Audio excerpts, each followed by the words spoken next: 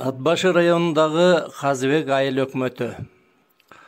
Улуу Октябрь социалисттик революциясынан кийин Совет бийлигинин талабы менен Ат башы чөлкөмүндө отурукташуу, колхоздоштуруу иштери негизинен 1929-жылдардан башталып, 1930-жылдардын башы менен кызуу жүрө баштаган. Күнбатыш тарапта азыркы Актала аймагында 1931-жылы Жаңы күч колхозу түзүлгөн.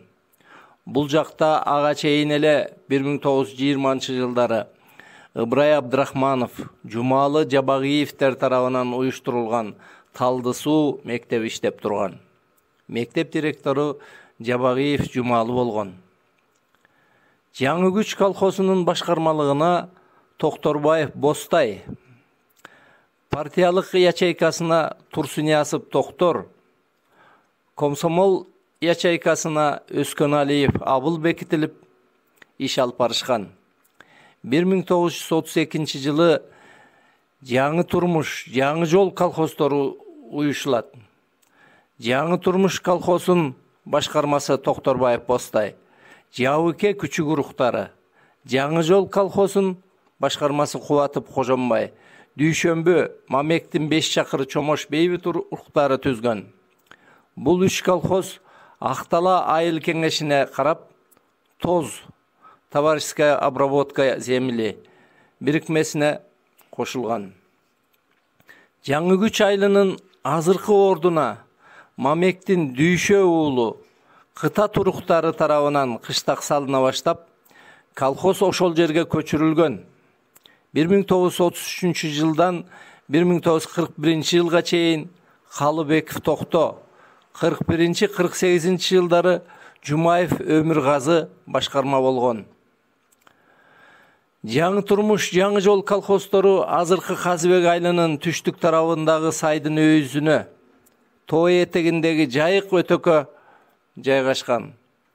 Чыгыш тарабына Жаңы турмуш колхозу Четкелтебе көрдөшүнүн оозуна жакыныраак, анын батыш тарабына өйдөрөөк Сарыкоо тарапта Жаңы жол колхозу жайгашкан. Экөөнүн ортосуна мектеп курушуп, Жабагиев Жумалы директор болот. Өскөналиев Абыл жана башкалар мугалим болуп иштешет. Көп өтпөй 1934-жылы Жаңы турмуш, Жаңы жол колхоздору биригип, Кызыл Жылдыз колхозу болуп ирилешет. Башкармалыгына Токторбаев Бостай, башкарманын орун басарлыгына Койчуев Өмөр бекитилет. 1936-жылы башкарма ооруп калганына байланыштуу Кызыл Жылдыз колхозуна Койчуев Өмөр башкарма болот.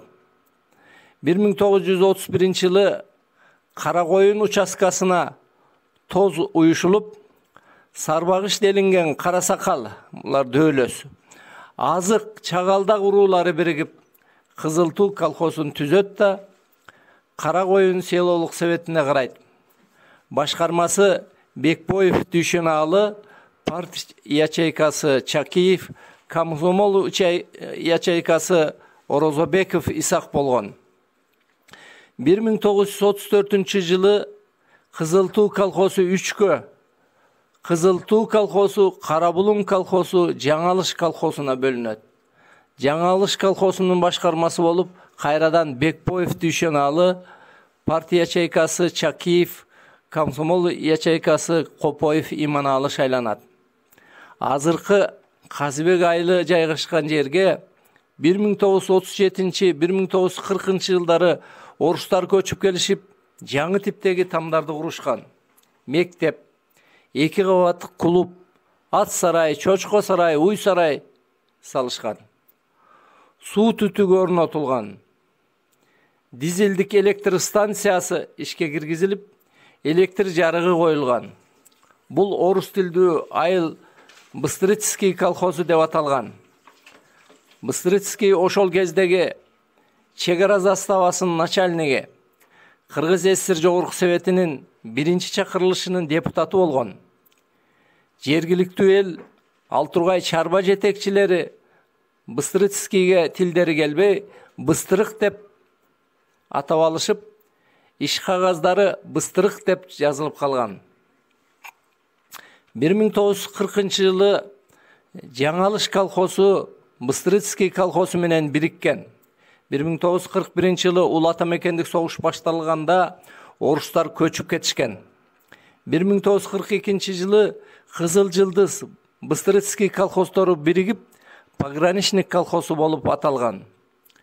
Койчиев Өмөр башкарманын орун басарлыгына, ал эми башкармалыгына Чокоев Коңурбай бекитилет. Койчиев Өмөрдүн негизиле орун басарлык, андан башкармалыгы 1958 жылга чейин, башкача айтканда чейрек кылымга жакын убакка созулган.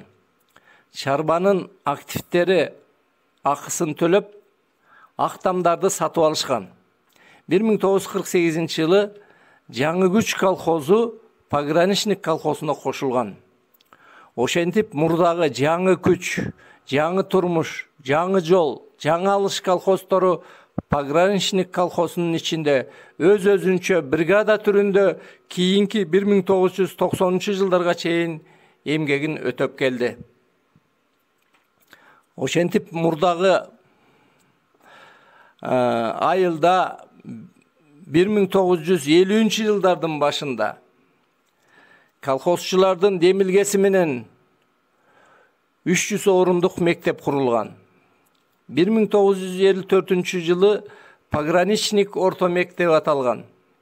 1975 жылы 536 орунду 2 кабат типтүү мектеп директору Таке Ахунов курулган.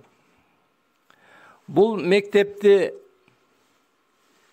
салдыргандыгы үчүн колхоз башкармалыгынын төрагасы Абдалиев Кошой Кыргыз ССР эл агартуусунун атилишниги болгон. Мектепке кийин 1991 жылы Нааматбек Үсеналиевдин ысмы ыйгарылган. Мектепке директор болгондор 1938-39 жылдары Салыбеков, 1944 жылдары Кудашев, 1944-1945 жылдары Иният Мусаев, 1945-1953 жылдары Маат Кабылов, 1953-1954 жылдары Белек Токтогулов, 1954-55 жылдары Самыдүнов, 1956-1957 жылдары Таке Ахунов, 1958-1960 жылдары Марипа Мусаева, 1961-1965 жылдары Уулхан Ахматхалиева, 1966-1968 жылдары Султангасы Темиров, 1969-1970 жылдары Кызылгүл Чорчоева, 1970-1975 жылдары Таке Ахунов, 1976-1980 жылдары Эшендалиев, 1980-1981 жылдары Кошой Абдалиев, 1981-1985 жылдары Канимет Үсөшев, 1985-1992 жылдары Элеман Боталиев, 1992-2000 жылдары Бейшеналы Сатаров, 2000-2005 жылдары Базарбек Алмахунов, 2005-2007 жылдары Элеман Боталиев, 2007-2021 жылдары Алмамбет Эшмамбетов, 2021 жылдан Эдил Дүшеналиев. ФАФТын 1964 жылы курулган базасында 1966 жылы 25 койкалык оорукана курулган. Колхоз башкармалыгынын төрагасы Токтосун Абдыразаковду бул эмгек үчүн Кыргыз ССРнин саламаттык сактоо министри саламаттык сактоонун мыктысы төш белгиси менен сыйлаган. Ооруканага Асек Эшимканов башкы дарыгер болуп иштеген. 1971 жылы кошумча имарат курулуп, башкарма Кошой Абдалиев тарабынан. Оорукана 35 койкалык болгон. Оморов Эралы узак жылдар бою башкы дарыгер болуп, ошол мекемеде жалпы 35 жылдан ашык эмгектенип, эмгек кызыл туу ордени менен сыйланган. Кийин ооруканага аты берилген. Андан кийин Ташмир Козубеков, Чолпонбай Ажыбековдор башкы дарыгерликти аркалашып, 2001 жылдан тарта Оморова Сайрагүл Эралиевна үй бүлөлүк дарыгерлер тобун жетектеп келе жатат. 2003 жылдан Гүлайым Молдохунованын демилгеси менен 25 орунду 3 сааттык программа менен Казыбек жеткинчек бала бакчасы уюшулган. 3 кызматкер 6 жыл айлыксыз иштешкен. 2009 жылдан 5 штаттык бирдик менен директору Гүлайым Молдохунова мамлекеттик бюджеттен айлык алышкан. 2014 жылдан райондук билим берүү бөлүмүнө өтүп, мамлекеттин каржылоосуна алынган. Молдохунова Гүлайым 2022 жылга чейин бала бакчанын башчылыгында туруп, балдар бакчасынын жаңы имаратынын курулуп бүтүшүнө чоң эмгек сиңирип, жетекчилик ишин Эсеналиева Элмирага өткөрүп берген.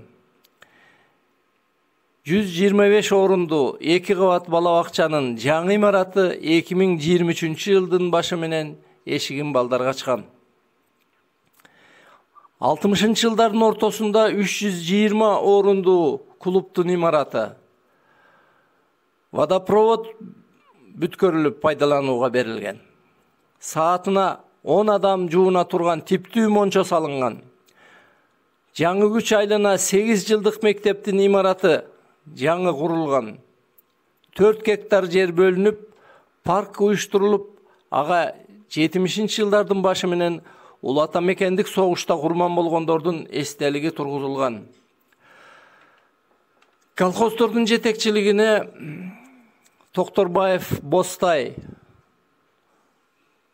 Турниясов Токтор, Калыбеков Токто, Жумаев Өмүргасы, Кубатов Кожомбай, Бекбоев Дүйшеналы, Чокоев Коңурбай, Койчиев Өмүр, Өмүралиев Сыдыгалы, Акунов Таке, Шоңуров Мамбет Акун, Турдакунов Алакун, Абдыразаков Токтосун, Абдалиев Кошой, Өмүракунов Карыбек, Асаналиев Малдыбай, Абдыразаков Дүйшебек эмгектенишкен. Пограничник айылы 1993 жылдан Казыбек айылы деп аталган. 1994 жылдан айыл башкармалыгы түзүлүп, Океев Шембай жетектеген. 1995 жылдын май айында айыл өкмөтү уюштурулуп, Боталиев Эламан, 1995-99 жылдары Абдыразаков Дүйшөнбек, 99-2000 жылдары Боталиев Эламан, 2001-2005 жылдары Арунов Кыдырмыш, 2005-2009 жылдары Абдыразаков Дүйшөбек, 2009-2013 жылдары Абылгазиев Максат, 2013 жылы Токонов Санжар, 2014-2017 жылдары Мамытов Бекболот, 2018-2022 жылдары Дөкөев Руслан, 2022-2023 жылдары Кермахунова Гүлзада айыл өкмөтүнүн башчысы болуп иштешкен. Кыргыз Республикасынын Министрлер Кабинетинин 2023 жылдын 30 мартындагы 177 токтому менен пилоттук режимде Нарын областында жүргүзүлгөн реформага ылайык Казыбек, Кызыл Туу, Жаңы Күч, Карабулуң айылдары бириктирилип, Казыбек айыл аймагы болуп түзүлүп, айыл өкмөтүнүн башчысы болуп Стамакунов Талантбек, Казыбек айылына айыл башчылыкка Болотакунов Кыргыз дайындалган. Казыбек айылы райондун борбору Атбашыдан 39, облус борбору Нарын шаарынан 82, 9 жолдун тоому Балыкчыдан 259, Бишкек борборгалардан 410 чакырым алыстыкта жайгашкан. Деңиз деңгээлинен 2400 метр бийиктикте турат.